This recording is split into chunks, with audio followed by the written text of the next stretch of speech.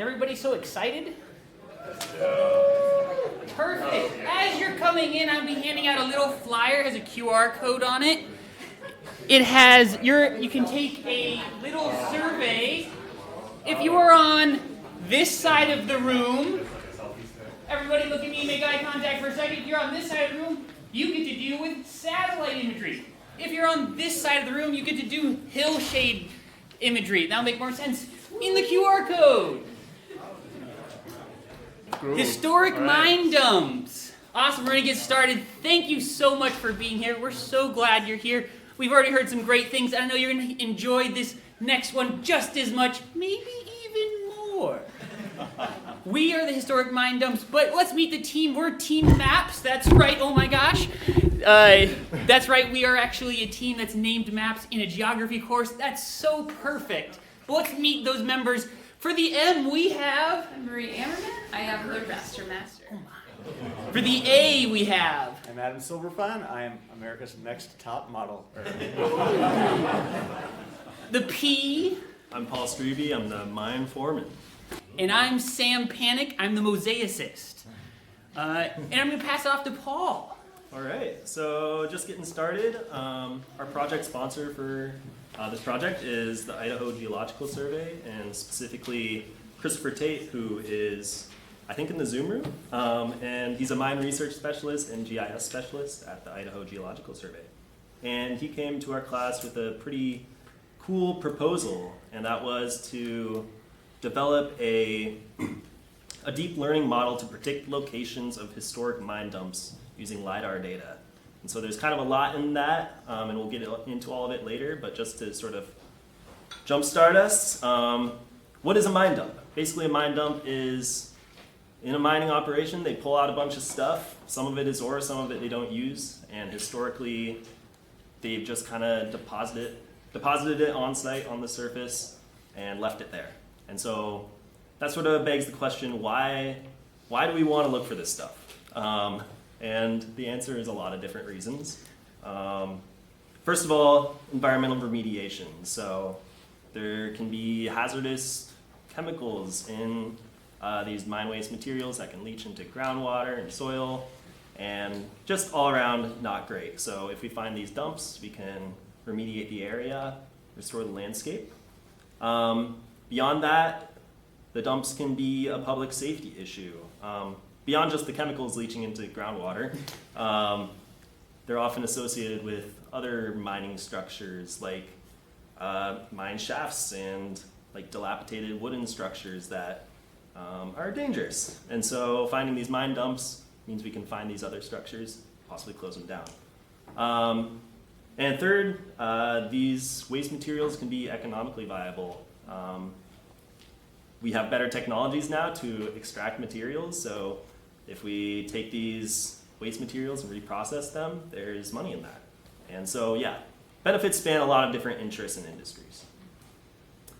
So when it comes to our project in particular, we wanted to develop a deep learning model which identifies mine dumps with an accuracy of 75 to 80%, which is a number we came up with at the beginning of the project.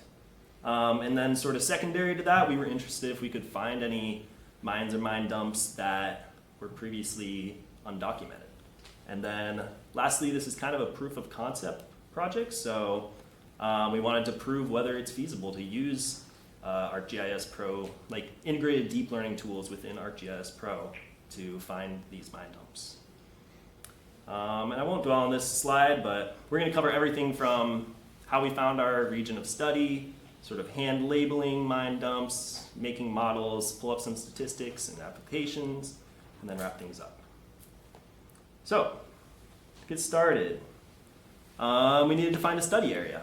And so there were a couple factors that went into that. We needed a lot of mine dumps because AI models need a lot of information fed to it. And so yeah, we needed an area dense with mines, and it also needed to be like a relatively small region of Idaho, because we're working with a lot of rasters, which are very large files and can get pretty unmanageable pretty quick. So yeah, luckily Idaho has a ton of mines. And so in this, it's kind of hard to see here, but maybe we can zoom in. Each of those little dots is like an exploration or an extraction point, so essentially a mine. And so since there are so many, what's the best place to look? And we had a conversation with our sponsor. Ooh, let me zoom out here. We had a conversation with our sponsor, and then Marie made this really cool heat map, sort of showing where mines are clustered. And that conversation and this heat map led us to the same area, which is the aptly named Silver Valley in northeastern Idaho. And this is one of the largest silver producing regions in the area. It also produces other products like lead, antimony, copper, lots of other minerals. But for our purposes, what was great is that there about 8% of those mines that I showed in the last slide occur in this outlined black region here. And that's just under 1% of Idaho's land area. So dense with mines.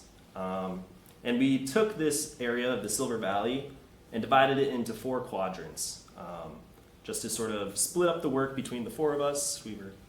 We'll talk about hand labeling, but yeah. We ended up settling sort of working within the northeast and the southeast quadrants, just because they're most dense with mines, and we'll get into that a bit more later. But I'm gonna pass it off to Marie, and she'll get a little more into the meat of our project. And also take the wheel. So we started this project with some optimistic goals, and that required us to have a pretty optimistic game plan based on the 3 pillars of this project.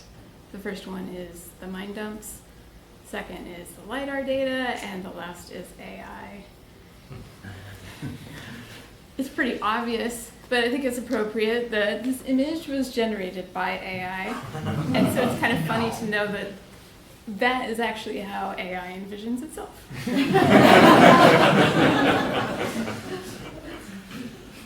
So our project plan was first, as Paul already described, finding study area.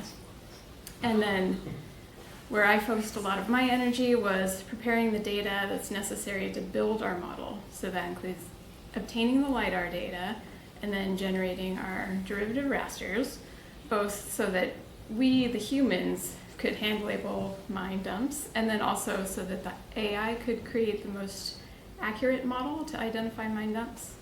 And then we labeled them mine dumps, and that went into training the model, and then refining the model, and then testing it on a new area. So the first pillar of our project, the mine dumps. So here is a schematic of what a mine site could look like. The most important thing in this is just these portals here, because these are the locations where we're going to be looking for mine dumps. And in particular, these horizontal mine portals are called adits, and these are very common in the Silver Valley. So you can see in the middle photo, which is from the Silver Valley, the topography is really steep, and so oftentimes it can be easier to just do your mining horizontally rather than coming in vertically. And so because of that, when they pull the materials out of the mine portal, they're dumping them out the side, and they gather in these mounds here with a slope that's the angle of repose. So you can see them in the image, but you can also see them sometimes from above in the satellite imagery here. But what happens when you can't see them in satellite imagery? And that is where the second pillar of our project comes in. So if you haven't heard enough about LiDAR tonight, I'm going to talk about it again, but not in great detail.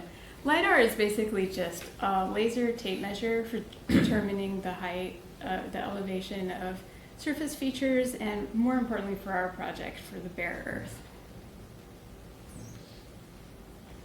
So here is what that looks like. Here's a comparison between the satellite data. So there are mine dumps in this picture, but it's difficult, maybe impossible to try to pick them out.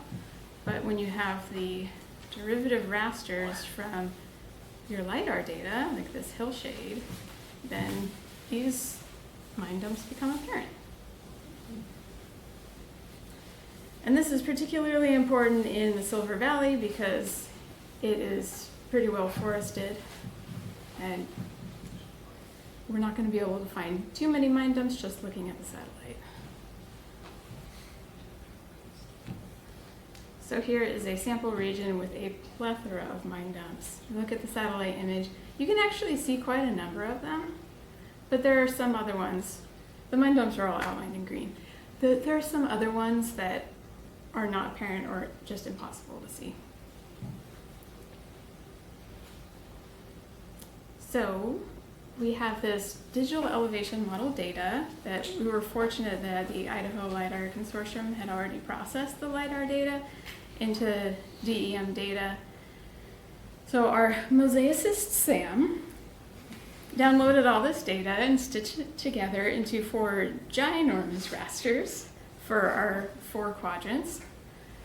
And then I started working on making the derivative rasters out of that. The first one is your basic hillshade, which has the light coming from one direction. You can see some of these mine features, but there are better rasters that you can generate, such as the multi-directional hillshade, which has light coming from 6 directions. The mine dumps are quite a bit easier to see. I'll show it in more detail in just a minute here. I also wanted to create some pretty specific visualizations based on some work of some other groups around the world who have used LiDAR data to find like Mayan archaeology sites or ancient cemeteries in China. And so I downloaded the Relief Visualization Toolbox and added that into ArcPro so that I could create the sky view factor, which we're going to refer to as SVF. And this is a really neat visualization because it shows you what portion of the sky is visible at each point. So if you're out on a hilltop, then you're going to see the full sky. It's going to appear white. If you're down in a valley or a crevice, then it's going to appear dark. And so what's really awesome about this is that you can see the adits on here. Another one that I wanted to create using the Relief Visualization Toolbox is called Simple Red Relief, which is a method that was developed by a guy named Luke Althamus. And this is my favorite one. When you're visually scanning the area trying to find the mine dumps, they really just pop out. It's a combination of slope, which is shown in red, and simple local relief, which is shown in a range from blue to yellow. And it shows you the really small scale terrain variations, so it's really neat for picking up mine dumps. So to focus on one and to drive this point home, there's a mine dump here. Really? You don't believe me? I don't. I'm skeptical. Okay, let's look at it in the hillshade. Okay, all right, the bare earth, you can see something's going on, but from just one light direction, I don't know. Look at the multi-directional hillshade. Ah, there we go, it pops. Look at the SVF. Oh, there's that added. So you can see the portal, you can see the dump. It's very clear. My favorite is the Simple Red Relief. I think it's just beautiful. So now that I produced all of these rasters, handed them off to the group, and everybody went at their quadrant and scanned the area looking for mine dumps, and then we labeled them with these rectangles. Scanning my quadrant, which was the southeast, it had a ton of mine dumps. I ended up spending countless hours to identify 499 of them. So, these polygons were then used for the third pillar of our project, which is AI. Now, I'm not going to put you to sleep by reading all this. I just want to make a point that we chose to develop a deep learning model, which is a subset of machine learning that's especially good for detecting objects and imagery. And with that, I'm going to pass it off to Adam, who is going to describe the model development process.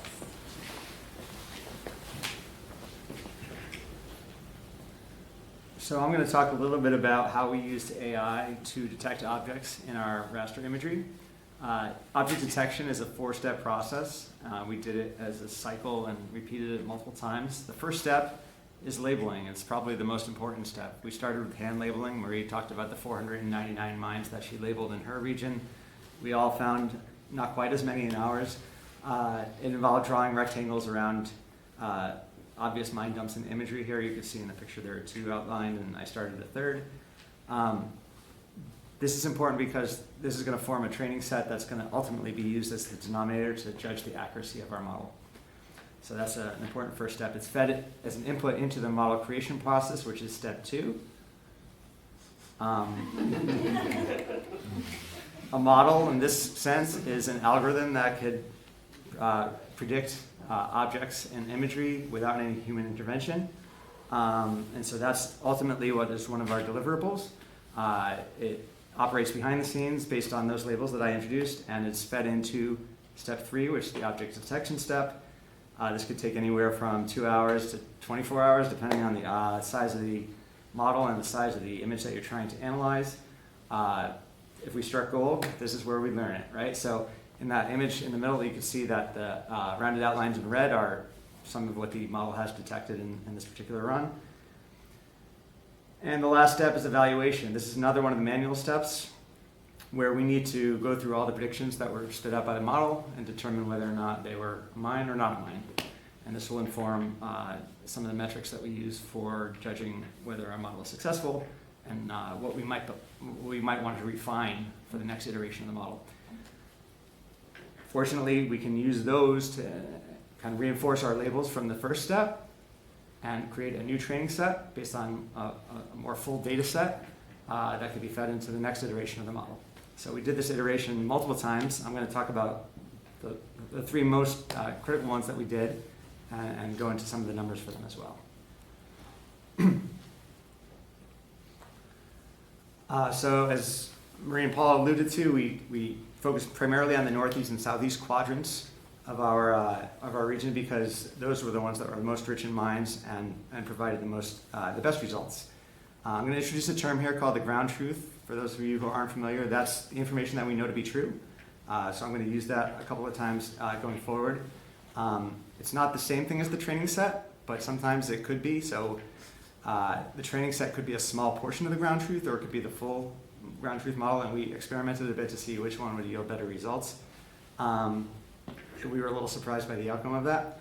So the process involved training the deep learning model on a training data set, which could be the ground truth, feeding that into a model that was used to predict mines in the opposite region. So we started in the northeast, labeled some mines, and predicted mines in the southeast, and then used those mine predictions to kind of train a new model to predict mines in the northeast region and back and forth. And that was our iterative process to help refine our model. In ArcGIS, this is what it looks like. It's really simple, surprisingly so. There's a 3-step process. It's label objects for deep learning, which is where you draw the rectangles around the, it doesn't have to be a rectangle, but we use rectangles to draw around our mine features. And then those are fed into the trained deep learning model tool, which again could take anywhere from 2 to 10 hours to run, depending on which model type you chose and what parameters you set for it. And then the model is used as an input into the detect objects using deep learning tool, which again outputs a polygon layer of predictions. And so those polygons are once again hand labeled or evaluated by hand, and we use those to feed into a new training data set for the next iteration. So I've zoomed in on a sub area here of the northeast region. We'll look at some of the ground truth first. The rectangular ones, again, were the ones that we labeled by hand, and the rounded ones are the ones that were predicted by a model from the southeast region that was used to detect objects in the northeast region. There are 13 mines identified in this, and that was our ultimate ground truth that we ended up with for our best model. This is a view of the southeast region that Maria was talking about, where she labeled 499 of those mines. Many of them were clustered close together here. If I zoom in, maybe we can see them a little bit better. So we really had to go through a fine-tooth comb to identify these really well. Maria did a lot more of this than I think the rest of us did. Thanks to her, we had a very good training set for our first model run of the southeast region to predict mines in the northeast. And here are the results of our first run, which was really fun. It actually predicted something. We were worried that we would get 0 or way too many to actually be able to go through. It was actually a reasonable number. It was probably in the 250 or so range. And so again, our ground truth, and in blue here, I've added the predictions from the first model, the SBF Model 1 run. Of those 13, it identified 5 of them. There were no false positives in that particular one. But again, we thought we could do better, and so we tweaked a few of the parameters of our model to see what would happen. Based on our northeast running against the southeast, we were able to come up with new mine features above the 499 that Marie identified. There were an additional 220. So those are shown in purple here. So our training set got to be even larger. We wanted to see what would happen if we varied the size of the training set. Would we end up with better or worse results? And so here we ran again, same area, same sub area. I have the results of the first one in blue, and I'll add the results of the second one here in purple. It found a few more of the mines, but it also, in this area here, you can identify a false positive. It seemed to really struggle throughout with switchbacks and roads. So you can't see the roads from the satellite imagery, but they become very clear in the LiDAR. And lots of the false positives throughout the region, not just in the sub area, were those switchbacks from roads. Probably because there was a lot of material on the ground and they couldn't differentiate that from a mine dump. At this point, we decided another experiment was to use only our quote-unquote best mines from the southeast region. And so from these 719, we limited down to just 351 of them that were the clearest, hoping that we could weed out some of the false positives in the previous run. And much to our delight, here's the results of our third model here in red. We were able to capture 8 of the 13 mines in this particular sub-area, and just as importantly, we were able to get rid of that false positive here. And so we were improving our precision and also our recall at the same time, and I'll use those terms, I'll define those terms in just a little bit here. So precision and recall are 2 terms often used in object classification. Precision you can think of like basketball shooting percentage for how many shots you take, what percentage do you actually make. And recall I think of like an Easter egg hunt. If all the Easter eggs are out there, how many do we find? Right? So we want to maximize both of these. For our purposes, we really focused on recall because the costs of low precision were not as high. We wanted to identify new mines. So we really wanted to spread out to see how many we could find in a particular region. So we wanted high numbers for both, but for the accuracy number, we were actually using recall to see if we were actually hitting our numbers. And now the fun part, we get into the graphs. That first model run, I showed you we had hit 5 out of 13 in that sub area. Can you see the number 1 up there? Yeah, okay. So we ran at 3 different types of raster just to see if one raster type would actually perform better than the others. We did a hill shape, an SVF, and then there's a composite in there. The composite is actually multiple types of rasters layered on top of one another and used to train the model. It's very important that the raster type used on the input has to match the raster type on the output in order to have any results. It turned out that the hill shape and the SVF were both in the 30 to 40% for both precision and recall, and the composite did quite well, but it was extremely computational expensive. It was probably 4 times as long to run, and since we don't have supercomputers at our house, we limited the number of those that we did. But it was very promising that it was able to predict with almost 70% recall the number of mines in the northeast region just on that first run. Our second model set, remember, it was 719. We increased the size of our training data. And what happened here, I don't know if you can see the animation here. Yeah, so the precision and recall on both the Hillshade and the SVF models went up considerably. And the recall on the composite model went up a little bit, but we sacrificed a little precision. So basically it identified a lot more mines, a few of which were actual mines, but many of them were misses. And so at this point, I kind of dropped the composite, we weren't getting better numbers, and it was definitely more time intensive. So we stuck with the SVF versus the Hillshade. On that third model run, again, we used only our best mine features, and again, the precision and recall both increased marginally here, but you know, we're approaching our number, mid 70s, and that was our target. And so that red 3 right about here, that's the one that told me that we were on target. We had a deliverable model, I felt. I actually did a fourth one here just to see if I could tweak some of this parameters on the deep learning model, because there are many that we could tweak. What I tried to do is change the tile size of the labeled images to see if maybe making a smaller tile would reduce the number of false positives. It actually did the opposite. That 4 over here is, we found a few more mines, but it came at the expense of a lot more misses. And so it was very eager to predict everything being a mine. So going back to our goals, we were able to achieve goal number 1, which was a 75% accuracy rate. Accuracy is not the technical term here. We didn't know at the time. It actually achieved a 75% recall rate. Because we'd like to experiment, we tried a few different other things. This visual here shows the difference between the Hillshade and the SVF models.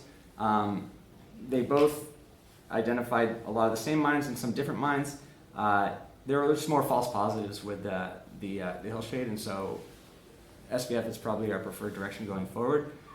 The second thing we did is try changing raster resolution. So we did try this in some other areas that did not have half-meter LiDAR resolution, and it turns out that, as one might expect, if the resolution is not matching what the input is, the results are much worse.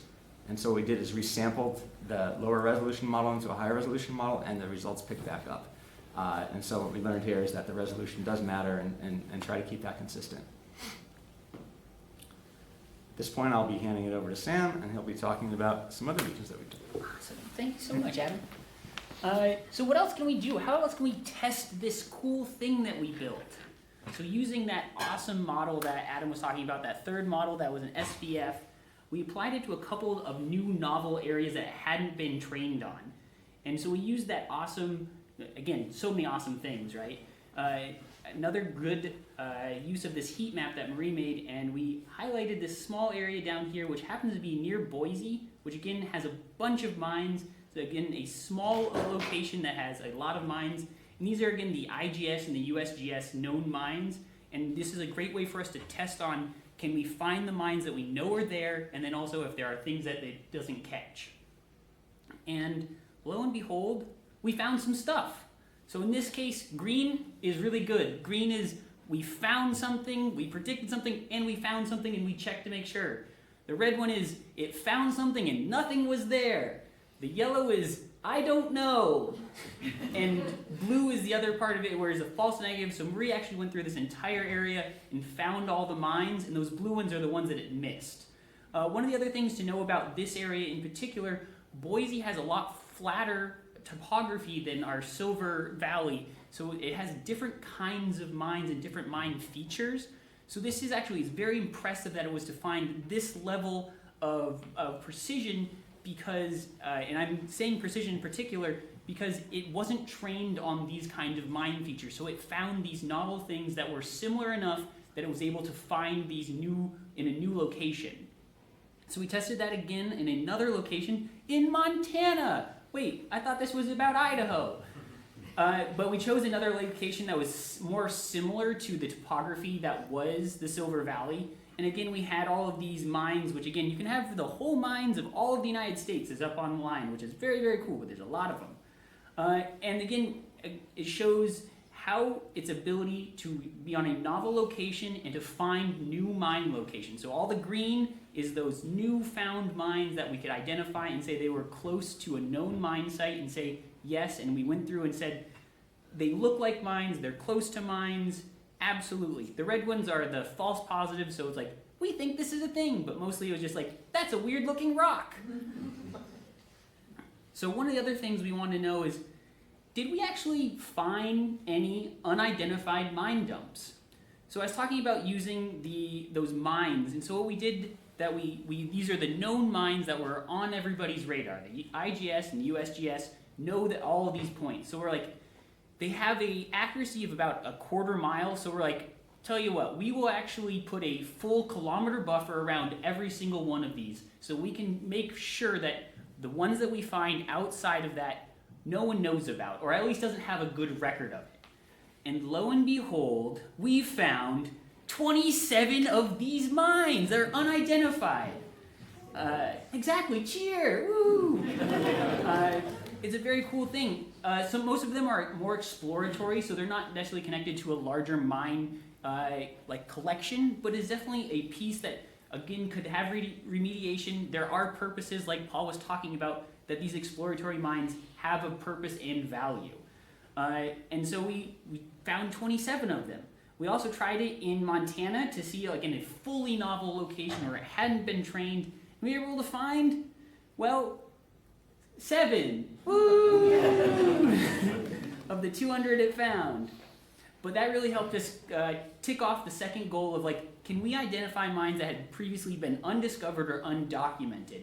We can say definitively, until we've actually gone to Idaho or Montana, there are new mines that are not on anybody's radar, and we found them. And we have exact geolocation for them, too.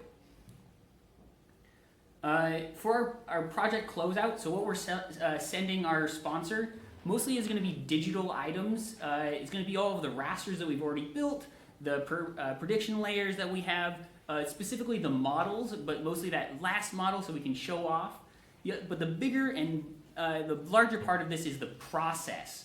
The process of being able to take with all those DEMs that you can get for free, creating all of the rasters that Marie is talking about. It's a built-in process that has documentation, and then also how to run the models, or create the models and then run them, as Adam talked about, in that iterative process to make it more and more refined.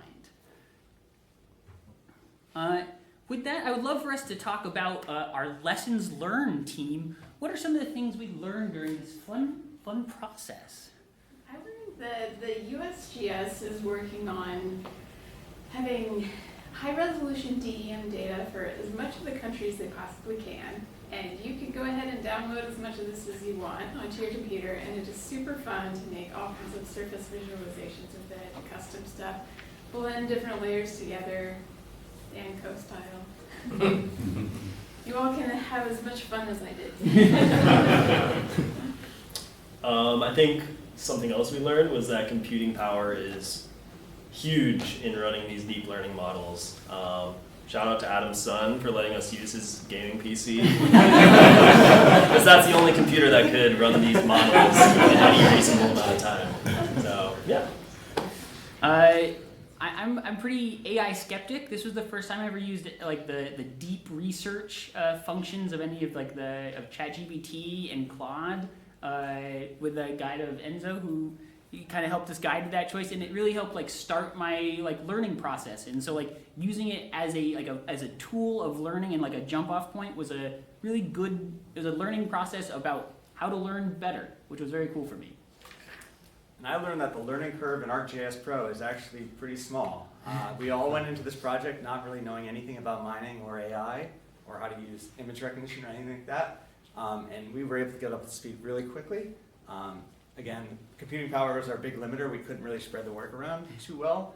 But the process of actually doing this in ArcGIS Pro, very clean, easy to use, and I would totally recommend doing it going forward. So yeah, this definitely clicks off our third goal of like proving the feasibility of ArcGIS Pro and our deep learning tools. Like it can be in your workflows soon. It was a process to get to the start of our first prototype, but it wasn't as long as I really thought it was going to be. So the last thing is, what's our future work look like? So just refining the model further, especially training it on the specific location that you want, testing a lot of more parameters. There's an incredible plethora of other raster types you could use. There's a lot of other different kind of data you can use to still generate the same kind of prediction model. We really would have liked to use the fast RCNN model, which like you may have heard Adam talk about mask RCNN. That just like is one of the model creations. We couldn't end up getting the fast RCNN to run on our computers. We kept running into a Python bug where it was said it would refuse to. The number of parameters was incorrect. It was a Python bug that was beyond the scope of what we could fix. One of the ones that was close was calculating the dump volumes. That was one of like the reach goals that our sponsor Chris had talked to us about. And this one is probably pretty close to being within reach, but it was just like outside of the scope of time, which we've heard several times today about time being an important part of this project. Field validation of the results. Because we use the extensive budget, the travel budget that we have allocated to this class of $0, we took 0 trips to Idaho or Montana to verify that. But really being able to put eyes on the ground, especially with those unidentified mines, and be able to say, we identified this, we predicted this, and we know it's here, would be like a really cool piece of this project going forward. And of course, the last one is building a company around this, patenting all of this, and making a bunch of money, and finding all of the dumps again. With that, thank you so much for listening. We're so glad you're here. Is there any other questions that we can go dive deeper in? Thank you.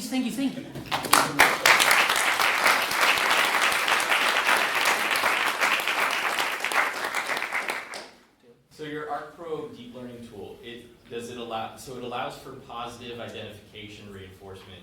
Is there a negative parameter where you could, generate a box around something like maybe one of the switchbacks to say this is not one of the things, so don't look for this?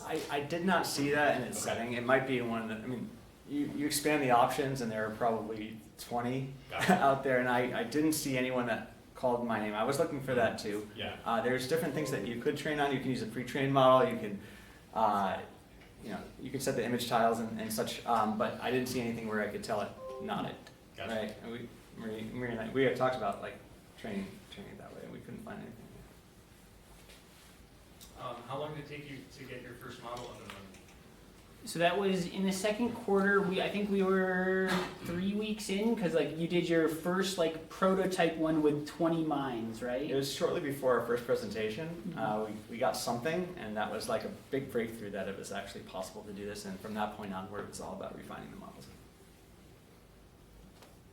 Hey Sam, what was that weird thing you had to scan that QR code about? I'm so glad you asked. Man, whoever said that was just such a perfect question. So I would recommend going to. Move it, you're right. Okay, so everybody did pretty well, I think. Let's find out. Because you may have even actually seen that Adam actually showed the same piece as I did of like where things were. So let's see how people did with the satellite. Okay, they did okay. They were not anywhere near the mines. Okay. Let's hold the laughter too much until we see how they did with the hillshade. Oh, hillshade is bang on the numbers. Great job, everybody. Wait, there's kind of some other ones. And wait, there's some more over here? How did you get down here, team? But yeah, mostly the big idea was just to talk, again, to drive home the point that Marie talked about of like using satellite image versus using the raster image. And you would so that the online Yeah. participant can hear as well. Absolutely. So, did proximity to roads, was that, like how far away from a road would one of these?